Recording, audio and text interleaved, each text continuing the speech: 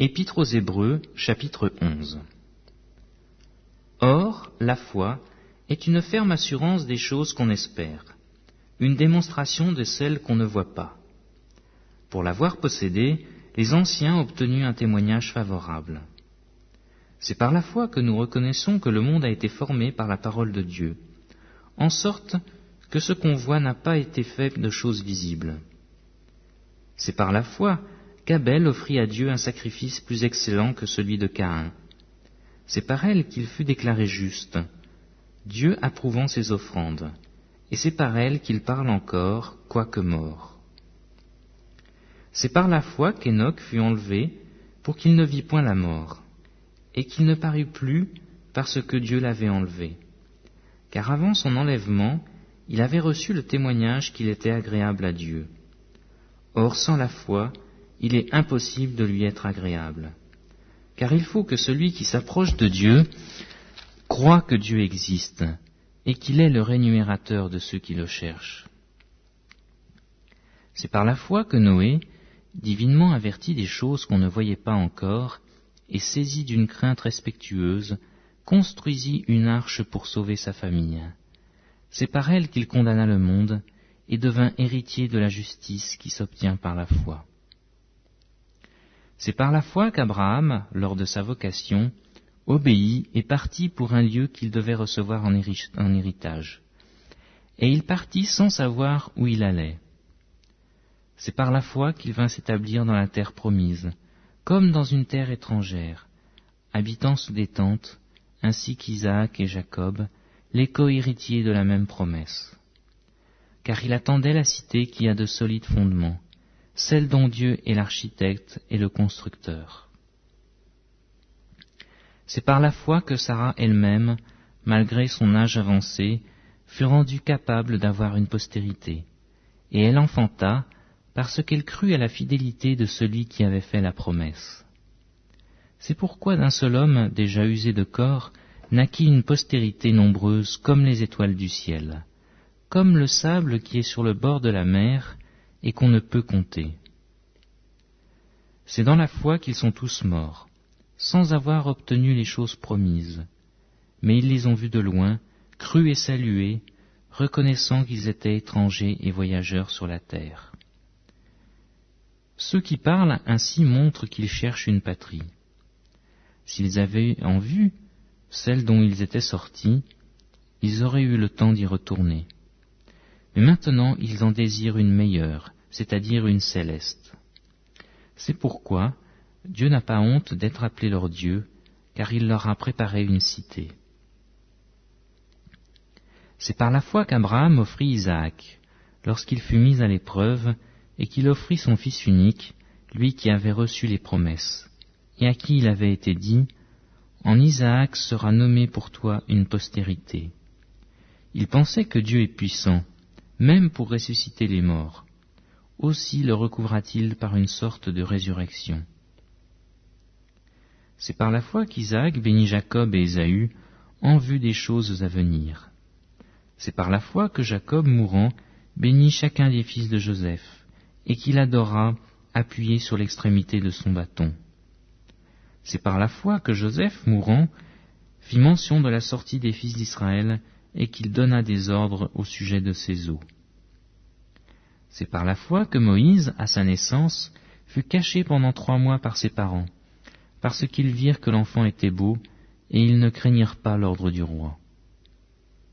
C'est par la foi que Moïse, devenu grand, refusa d'être appelé fils de la fille de Pharaon, aimant mieux être maltraité avec le peuple de Dieu que d'avoir pour un temps la jouissance du péché, regardant l'opprobre de Christ comme une richesse plus grande que les trésors de l'Égypte, car il avait les yeux fixés sur la rémunération.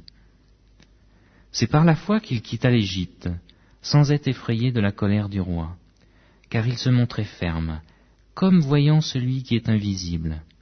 C'est par la foi qu'il vit la Pâque et l'aspersion du sang, afin que l'exterminateur ne touchât pas au premier-né des Israélites. C'est par la foi qu'ils traversèrent la mer Rouge, comme un lieu sec, tandis que les Égyptiens qui en firent la tentative furent engloutis. C'est par la foi que les murailles de Jéricho tombèrent, après qu'on en eut fait le tour pendant 7 jours.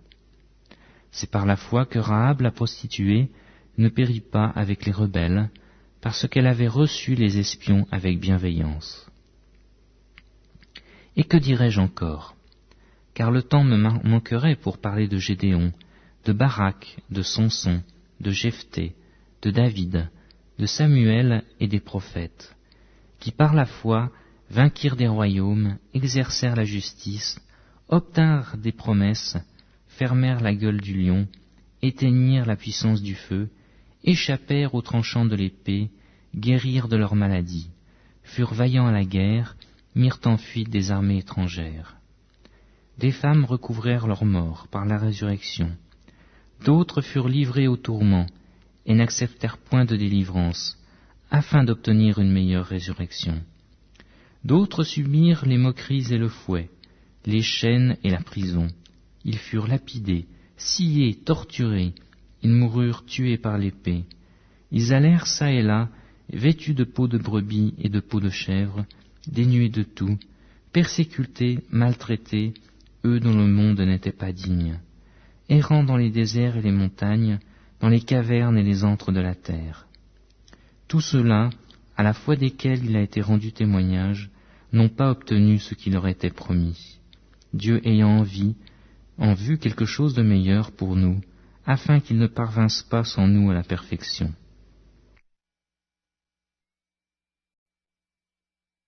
Épître aux Hébreux, chapitre 12. Nous donc aussi, puisque nous sommes environnés d'une si grande nuée de témoins, rejetons tout fardeau, et le péché qui nous enveloppe si facilement, et courons avec persévérance dans la carrière qui nous est ouverte, ayant les regards sur Jésus, le chef et le consommateur de la foi, qui en vue de la joie qui lui était réservée, a souffert la croix, méprisé l'ignominie, et s'est assis à la droite du trône de Dieu. Considérez en effet celui qui a supporté contre sa personne une telle opposition de la part des pécheurs, afin que vous ne vous lassiez point, l'âme découragée. Vous n'avez pas encore résisté jusqu'au sang, en luttant contre le péché, et vous avez oublié l'exhortation qui vous est adressée comme à des fils. Mon fils, ne méprise pas le châtiment du Seigneur, et ne perds pas courage lorsqu'il te reprend. Car le Seigneur châtie celui qu'il aime, et il frappe de la verge tous ceux qu'il reconnaît pour ses fils. Supportez le châtiment. C'est comme des fils que Dieu vous traite. Car quel est le fils qu'un père ne châtie pas? Mais si vous êtes exempts du châtiment auquel tous ont part, vous êtes donc des enfants illégitimes, et non des fils. D'ailleurs, puisque nos pères selon la chair nous ont châtiés, et que nous les avons respectés, ne devons-nous pas, à bien plus forte raison, nous soumettre au Père des esprits pour avoir la vie? Nos pères nous châtiaient pour peu de jours, comme ils le trouvaient bon. Mais Dieu nous châtie pour notre bien, afin que nous participions à sa sainteté. Il est vrai que tout châtiment semble d'abord un sujet de tristesse, et non de joie. Mais il produit plus tard, pour ceux qui ont été ainsi exercés, un fruit paisible de justice. Fortifiez donc vos mains languissantes et vos genoux affaiblis, et suivez avec vos pieds des voies droites, afin que ce qui est boiteux ne dévie pas, mais plutôt se raffermisse. Recherchez la paix avec tous, et la sanctification, sans laquelle personne ne verra le Seigneur. Veillez à ce que nul ne se prive de la grâce de Dieu, à ce qu'aucune racine d'amertume, poussant des rejetons, ne produise du trouble, et que plusieurs n'en soient infectés. À ce qu'il n'y ait ni impudique, ni profane, comme Ésaü, qui pour un mai vendit son droit d'aînesse. Vous savez que plus tard, voulant obtenir la bénédiction, il fut rejeté, quoiqu'il la sollicitât avec larmes, car son repentir ne put avoir aucun effet. Vous ne vous êtes pas approché d'une montagne qu'on pouvait toucher et qui était embrasée par le feu, ni de la nuée, ni des ténèbres, ni de la tempête, ni du retentissement de la trompette, ni des bruits des paroles, tels que ceux qui l'entendirent demandèrent qu'il ne leur en fût adressé aucune de plus, car ils ne supportaient pas cette déclaration. si même une bête touche la montagne, elle sera lapidée ou percée d'un dard. Et ce spectacle était si terrible que Moïse dit « Je suis épouvanté et tout tremblant. Mais vous, vous êtes approchés de la montagne de Sion, de la cité du Dieu vivant, la Jérusalem céleste, des myriades qui forment le cœur des anges, de l'assemblée des premiers-nés inscrits dans les cieux, du juge qui est le Dieu de tous, des esprits des juges parvenus à la perfection, de Jésus qui est le médiateur de la nouvelle alliance, et du sang de l'aspersion qui parle mieux que celui d'Abel. Gardez-vous de refuser d'entendre celui qui parle, car si ceux-là n'ont pas échappé, qui refusèrent d'entendre celui qui publiait des oracles sur la terre, combien moins échapperons-nous si nous nous détournons de celui qui parle du haut des cieux, lui dont la voix alors ébranla la terre, et qui maintenant a fait cette promesse, une fois encore, j'ébranlerai non seulement la terre, mais aussi le ciel. Ces mots, une fois encore, indiquent le changement des choses ébranlées, comme étant créées, afin que les choses inébranlables subsistent. C'est pourquoi, recevant un royaume inébranlable, montrons notre reconnaissance en rendant à Dieu un culte qui lui soit agréable, avec piété et avec crainte, car notre Dieu est aussi un feu dévorant.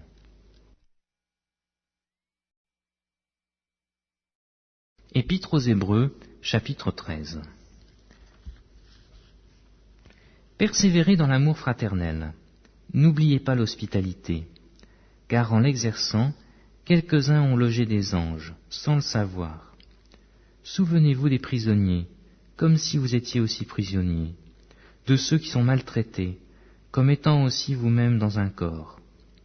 Que le mariage soit honoré de tous, et le lit conjugal exempt de souillure, car Dieu jugera les impudiques et les adultères. Ne vous livrez pas à l'amour de l'argent, contentez-vous de ce que vous avez, car Dieu lui-même a dit « Je ne te délaisserai point, et je ne t'abandonnerai point. » C'est donc avec assurance que nous pouvons dire « Le Seigneur est mon aide, je ne craindrai rien. Que peut me faire un homme ?» Souvenez-vous de vos conducteurs qui vous ont annoncé la parole de Dieu. Considérez quelle a été la fin de leur vie et imitez leur foi. Jésus-Christ est le même, hier et aujourd'hui et éternellement. Ne vous laissez pas entraîner par des doctrines diverses et étrangères, car il est bon que le Seigneur soit affermi par la grâce, et non par des aliments qui n'ont servi de rien à ceux qui y sont attachés. Nous avons un autel dont ceux qui font le service au tabernacle n'ont pas le pouvoir de manger. Les corps des animaux, dont le sang est porté dans le sanctuaire par le souverain sacrificateur pour le péché, sont brûlés hors du camp. C'est pour cela que Jésus aussi, afin de sanctifier le peuple par son propre sang, a souffert hors de la porte. Sortons donc pour aller à lui hors du camp en portant son opprobre. Car nous n'avons point ici-bas de cité permanente, mais nous cherchons celle qui est à venir. Par lui, offrons sans cesse à Dieu un sacrifice de louange, c'est-à-dire le fruit de lèvres qui confesse son nom. Et n'oubliez pas la bienfaisance et la libéralité, car c'est à de tels sacrifices que Dieu prend plaisir. Obéissez à vos conducteurs, et ayez pour eux de la déférence, car ils veillent sur vos âmes, comme devant en rendre compte. Qu'il en soit ainsi, afin qu'ils le fassent avec joie, et non en gémissant, ce qui ne vous serait d'aucun avantage. Priez pour nous, car nous croyons avoir une bonne conscience, voulant en toutes choses nous bien conduire. C'est avec instance que je vous demande de la faire, afin que je vous sois rendu au plus tôt. Que le Dieu de paix, qui a ramené d'entre les morts le grand pasteur des brebis, par le sang d'une alliance éternelle, notre Seigneur Jésus, vous rende capable de toute bonne œuvre pour l'accomplissement de sa volonté, et fasse en vous ce qui lui est agréable par Jésus-Christ, auquel soit la gloire au siècle des siècles. Amen. Je vous prie, frères, de supporter ces paroles d'exhortation, car je vous ai écrit brièvement. Sachez que notre frère Timothée a été relâché. S'il vient bientôt, j'irai vous voir avec lui. Saluez tous vos conducteurs et tous les saints. Ceux d'Italie vous saluent. Que la grâce soit avec vous tous. Amen.